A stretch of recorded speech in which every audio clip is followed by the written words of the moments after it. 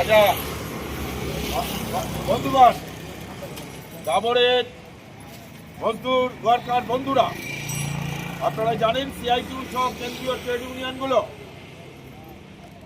শ্রমিকদের ক্ষেত্রে যে ভয়ঙ্কর সর্বনাশ নামিয়ে আনতে চাইছে দিল্লির সরকার তার শ্রম কোডের মাধ্যমে, যেখানে শ্রমিকদের কোনো অধিকারই তারা রাখেনি। শ্রমিকদের ইউনিয়ন করবার অধিকার, মালিকের সঙ্গে দর কষাকষি করে বেতন বৃদ্ধির অধিকার, মালিকের সঙ্গে দর কষাকষি করে বোনাসের অধিকার, এই কোনো অধিকারই থাকবে না এই শ্রম কোড যদি লাগু হয়। মালিকের ইচ্ছে অনিচ্ছে, যে কর্পোরেট হোক আর ব্যক্তি পুঁজি মালিকানা হোক, মালিকের ইচ্ছে অনিচ্ছের উপর নির্ভর করবে বেতন বৃদ্ধি হবে কিনা। তারপরে এই যে 3 বছর অন্তর শ্রমিক ইউনিয়নের সঙ্গে দর কষাকষি করে বেতন বৃদ্ধি ঘটে, এই সমস্ত অধিকার নষ্ট হয়ে যাবে যদি শ্রম কোড লাগু হয়।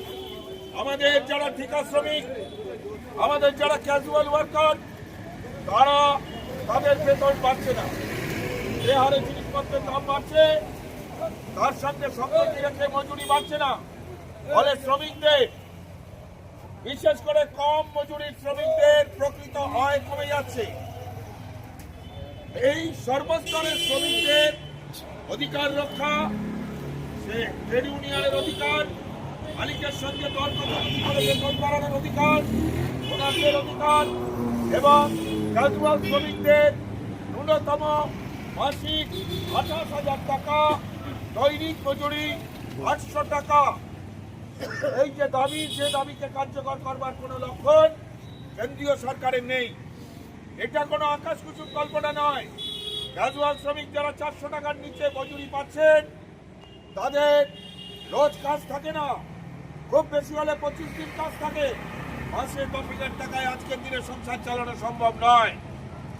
আজকের দিনে নিজের 4-5 পরিবারের ভরণ পোষণ, শিশুদের লেখাপড়া, বিদ্যুৎ, রান্নার গ্যাস, বাবা মা বা বয়স্কদের চিকিৎসা পথ্য, এই সমস্ত কিছুর ভিত্তিতে অর্থনীতি এবং পুষ্টি বিশারদরা বলেছে আজকের দিনে একটু সাধারণভাবে বেঁচে থাকবার জন্য একজন শ্রমিকের দৈনিক 800 টাকা মজুরি ছাড়া একজন শ্রমিক সুস্থভাবে বেঁচে থাকতে পারে না।